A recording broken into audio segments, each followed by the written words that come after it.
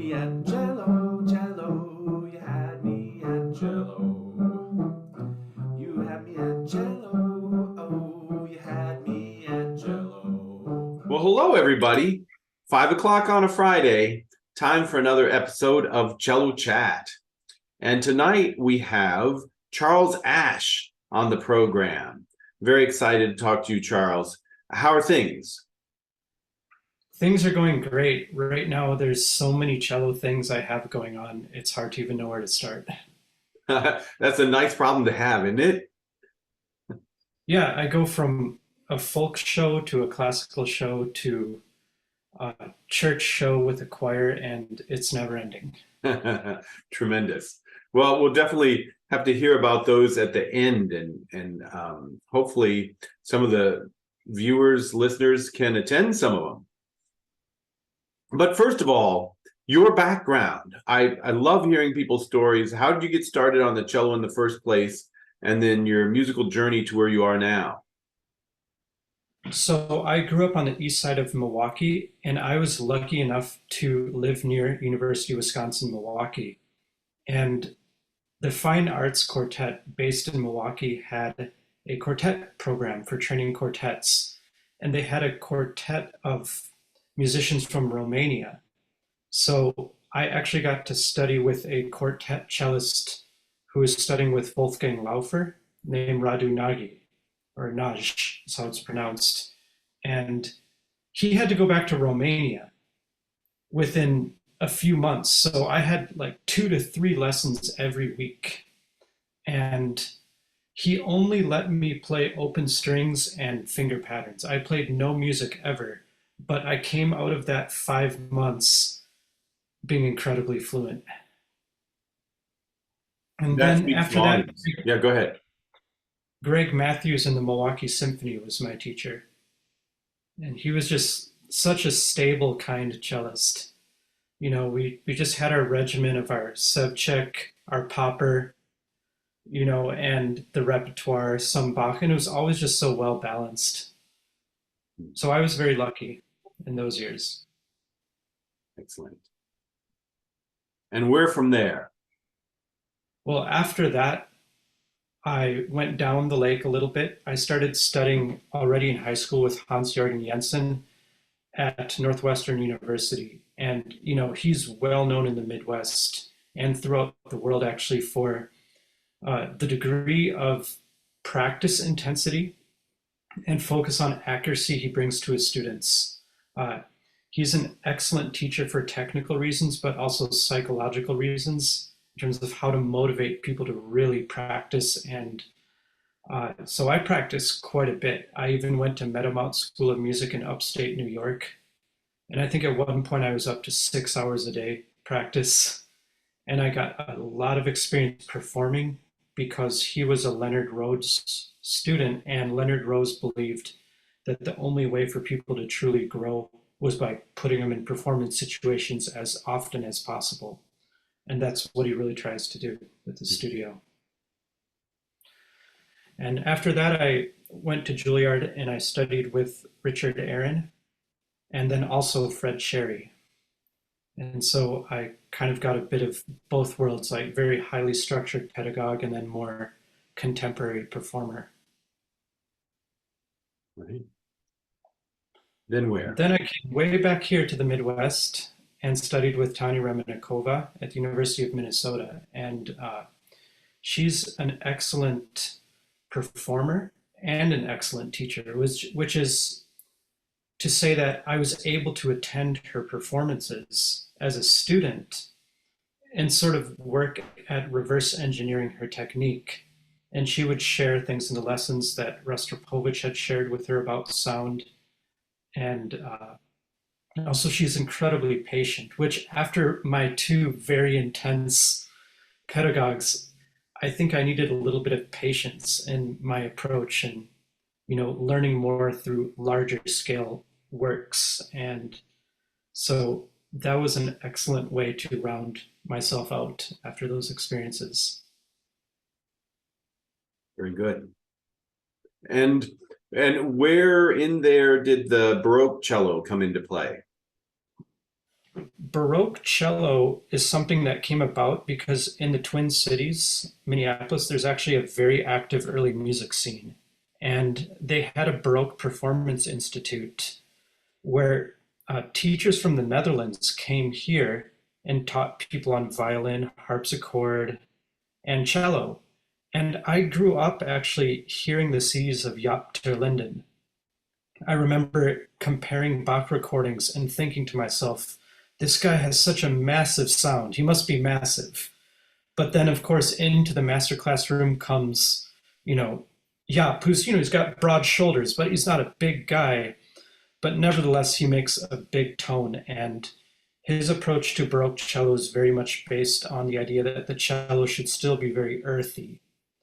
When you play Baroque music, you don't necessarily play lighter everything. So when I was studying with him, he was constantly trying to find ways to make the cello more grounded, more basic, more simple. Hmm. And it was just such an amazing coincidence for him to leap off the CD and then for 4 summers to have 1 to 2 week master classes with him. So that was a very lucky situation to have. All right. And since then, you have quite a number of not only performance outlets, but teaching outlets. How would you summarize your professional career now between those? Well, between performing and teaching, it's really important to get a balance. And it's also really important to know how much time to give to teaching and traveling. So, for instance, before the pandemic, I taught at University of Minnesota Morris. I had about 8 students up there. I taught at River Falls. I had 3, sometimes less, depending on the semester students. And the travel just became something that was taking away from my focus on performing. And so that's just something to take into account for adjunct teaching is that, of course, you can do so and drive a ways to do so, but there's only 7 days a week. And that's a day you're not practicing. That's a day, you're not forming connections locally. So I've really just focused in on my teaching here in the western suburbs of Minneapolis. All right. All right. Well, and just for context, I remember, let's see, well, I don't even want to speculate how many years ago it was, but you came to Whitewater and won the ASTA solo competition for the area. It was a beautiful performance. I remember that was a number of years ago. And then, Yes. and then I got to hear you not long ago play in the master class for Robert Demain, and you did a really stellar job of that vicious Heldenleben excerpt. The life of Was it Don Juan? No, it was held in It was Laban. Heldenleben. Okay. It's supposed to be heroic. When you play it, you're supposed to feel like a hero. And working with Robert Demain, I actually started to feel like a hero. It Oh, was really that's good. to Well, have him there. yeah, it was great when after you're done, he says, "Wow, that was really good. You should, you could teach me some stuff about the excerpt." Bravo indeed. All right, so I definitely, I mean, I'm not sure how well you can generalize about these things because I'm sure you have lots of takeaways from each of those many stellar teachers. But if you were to just kind of pick and choose some of the most salient things, what are some of the aspects of, you mentioned, for example, Tanya's patience, but what are some of the day-to-day things that stick with you most about the various teachers' approaches that you also use in your teaching? I think something that's the most important as a teacher that I try to give is trying to keep the mind balanced between the different areas that you have to be focused on when you play cello. So you have your pitch, you have your sound, and then you have your body awareness. And most frequently as a performer, when I'm not doing well, I find the part that's going away is the body awareness part. And as a teacher, I see it a lot in students, and I don't know if it's the newer generations, they haven't climbed as many trees, or something about the pandemic. I've really had to work to make sure that students are in touch with their sense of balance, with their sense of proprioception, and also just with their sort of overall passion when they're playing. So that's what's come to me finally after all those careful years of intonation practice. In the end, it's sort of awareness of your body and your feeling for the musicality that's the most important. All right. Yeah, on your website, I think you mentioned something about tone production through a comfortable setup. You tie those two things. Yes. A lot of my setup comes from when I did my doctorate at University of Minnesota. I actually did my research on Tanya Remenikova's great-great-grand teacher, or great-great-great-grand teacher, so to say, Karl Davidov. And he wrote a cello tutor in German about the basic setup of the cello. Now, granted, it was for, just beginning cello students, but the setup instructions he has for how to use the wrist and how to use the bow are things I apply every time in teaching. It's like I start from scratch every time. And it turns out through my research that Karl Davidov lifted his description of cello setup and his description of bow arm straight from Jean-Louis Duport.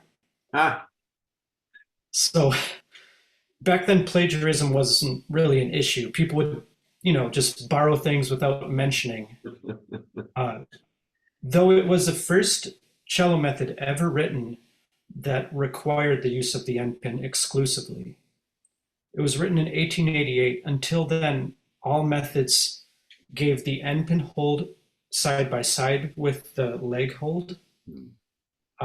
And those were often based on Duport's instructions as well. So it wasn't unusual that we sort of took our basis of cello setup from the godfather of cello, Jean-Louis Duport, and before that, Boccherini. Nice.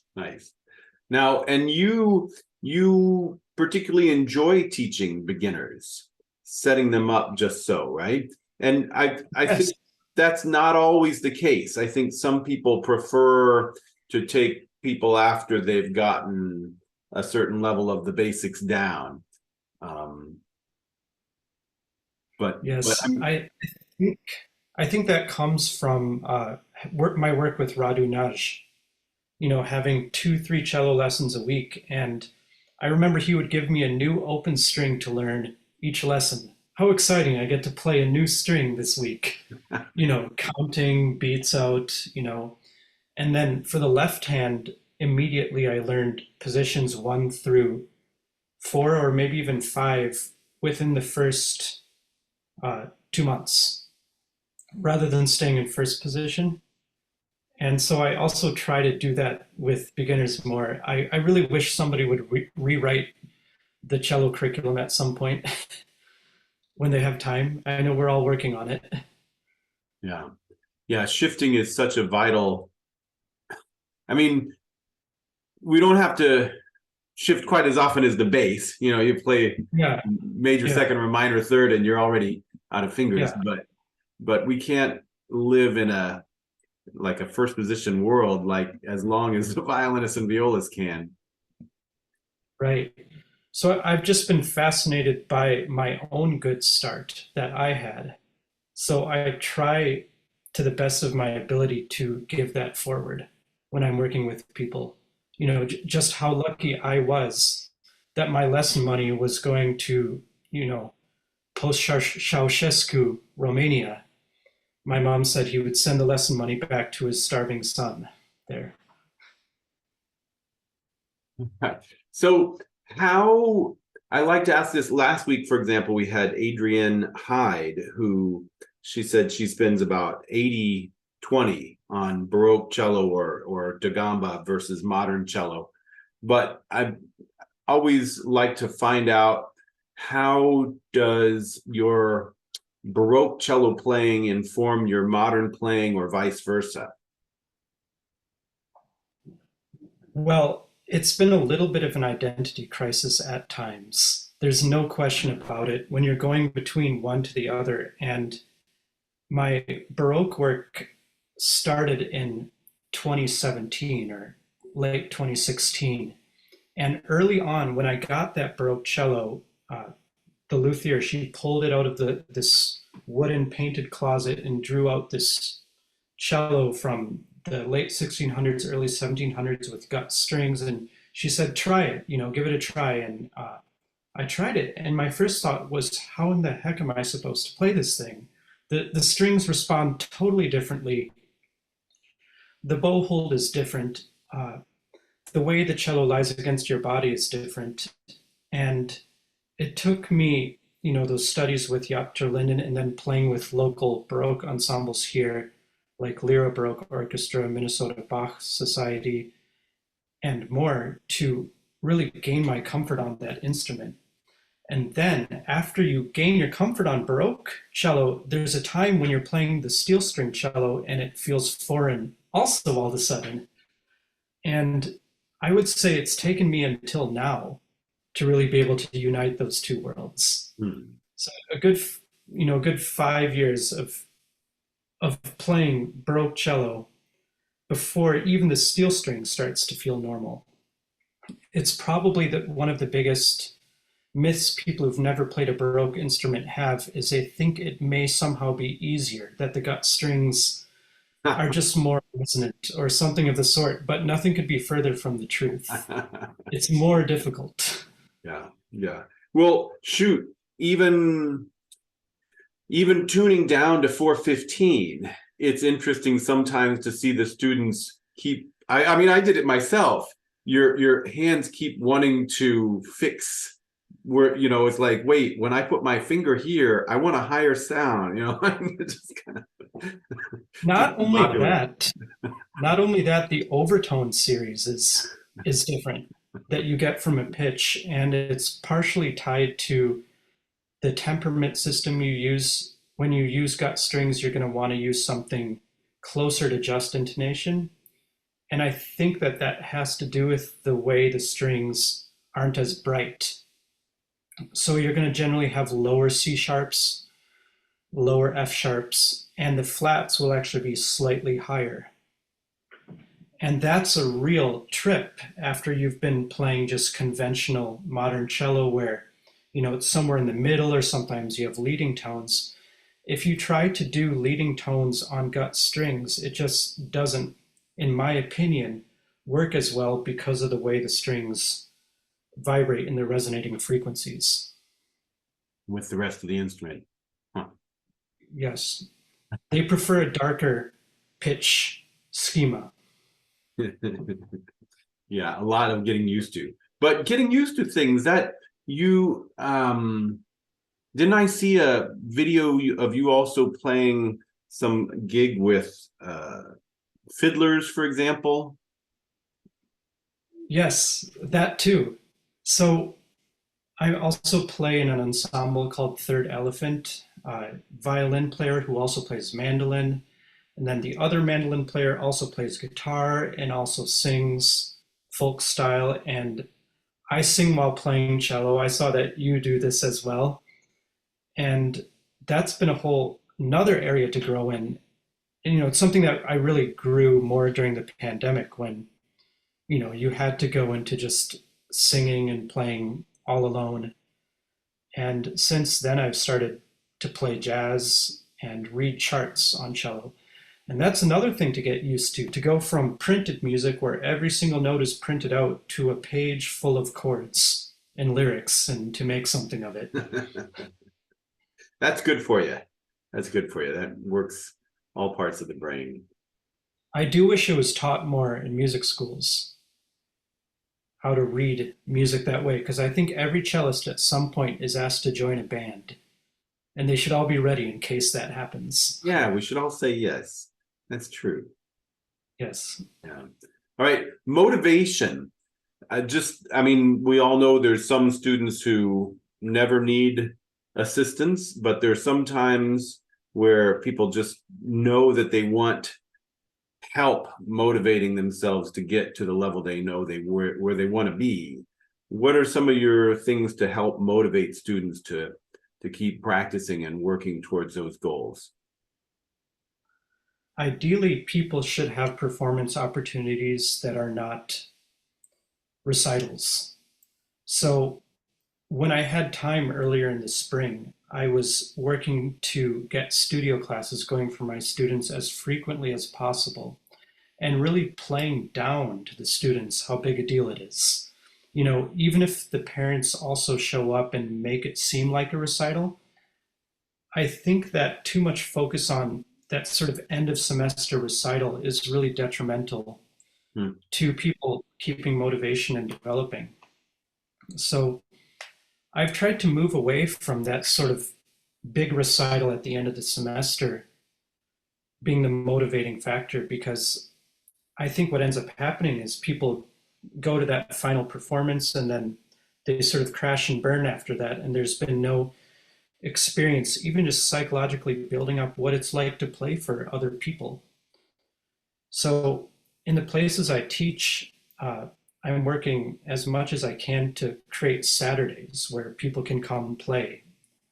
And the more of that, the better. I think there's no greater motivator than performances besides recitals. Yeah, for sure. Do you have your students record themselves beforehand as well?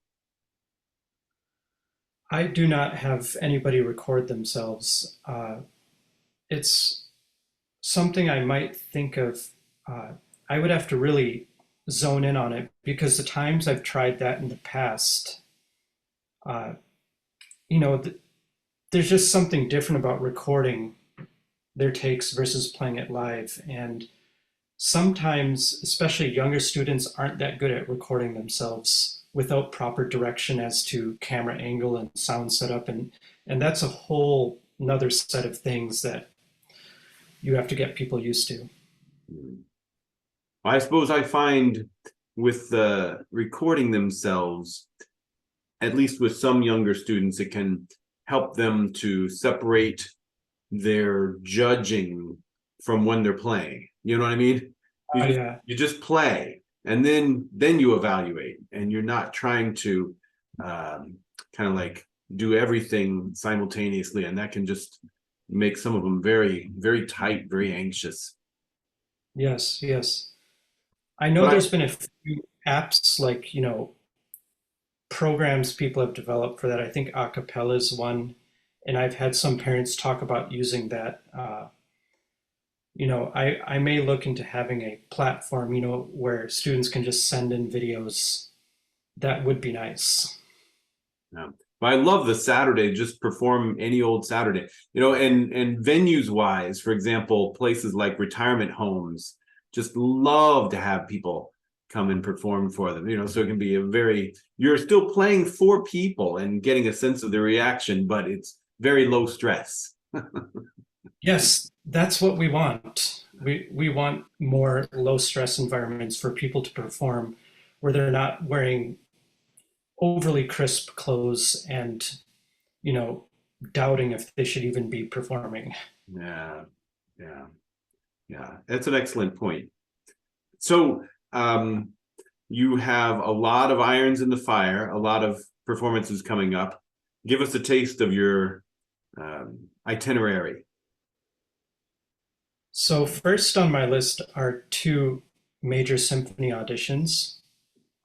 Cincinnati Symphony has an assistant principal and a section opening, and so does Omaha Symphony, just for an assistant principal opening. And the way these things work is it's, of course, a combination of talent and luck.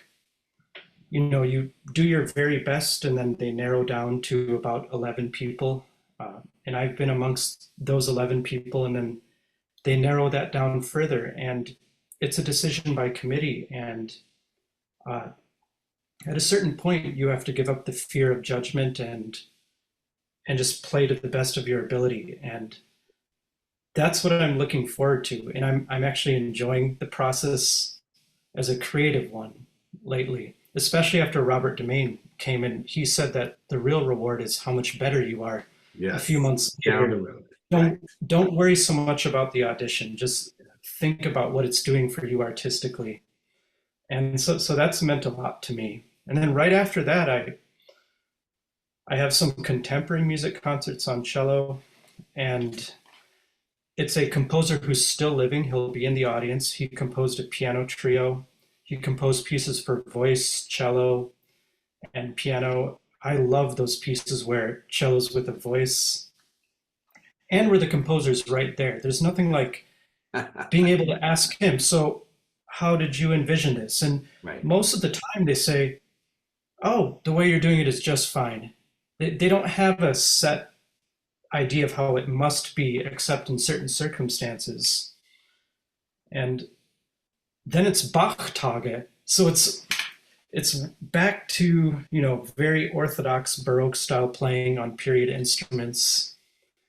And then a folk music kind of concert with Third Elephant, where we play mandolin, violin, cello, kind of roots Americana music. And then what's more, Bach Society's putting on a opera called Fairy Forest. And then Bach Roots Society. Minnesota's just full of Bach. So I try to fit as much as I can that's not Bach between the times when I have to be Bach. Nice. I like what you say also about the living composers, and I found that to be true too. I think sometimes it's that they want their music to live and to sound effective, whatever it is, whatever mood they're trying to get, and sometimes as performers, it's like the way there's just no independent variable. So if we're going to take their idea of a dot as this short, why then we're going to do these other things differently accordingly, So it's like if as long as we keep an internal logic to our interpretation, that can often fit the bill just as well as what they were envisioning, and better than the MIDI file that they probably heard, or what they played at the piano when they were just imagining a cello sound as they were writing it, whatever the case was. It's helped me so much in solo Bach to think of Bach more as a kindly individual who's not judging your every note, but listening to the overall shape. And the composer whose works I'm playing, Arthur Maud, he was a neighbor of mine.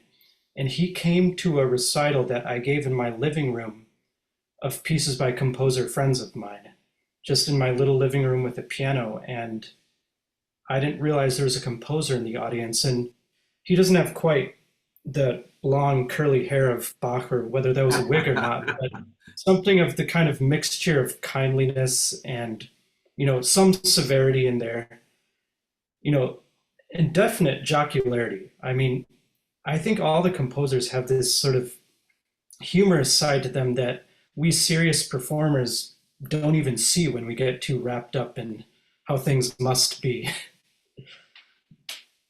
That's a good point. I like a lot of these are, it is funny. It still kind of brings to mind some of the talk we just had a couple weeks ago about trying to take down the fear factor of not just performing in general, but auditions. You talk about actually learning to enjoy the audition process as a creative process. I know there are a lot of people who they tell themselves not to let it get them down when they go and aren't successful at 3, 4, 5, 6 auditions or something. But it's a whole other thing to get that mindset where you don't let it feel like it's beating you up. Like what you said, the payoff's down the road, and you know you've got it to a level of playing to be a contender. And that's, in a way, that's all you can do. Yeah, I really enjoyed when Robert Demain came to Cello Fest and he spoke about Apollo and Dionysus as these sort of figures he has in his head for how he goes about his work when he's preparing, orchestra music or whatever it is. And Apollo is, he described it as a sort of careful worker of how the fingers are working and all of these things. But I like that his Apollo also mixed body awareness in there too. And then Dionysus is the side that just wants to play music and make beautiful phrases and, to balance those two sides. And that for me has been a helpful model for how I'm going about my music right now. Great. Wow. Well, best of luck on those auditions and on the performances. And thanks so much for sharing your time and your thoughts, Charles. It's always great talking with you. You're welcome. Thank you, Ben. Okay. And everybody out there, have a super successful week of practicing. We'll meet back up this time, 5 o'clock next Friday. Take care in the meantime. You had me at Cello, Cello. You had me at Cello.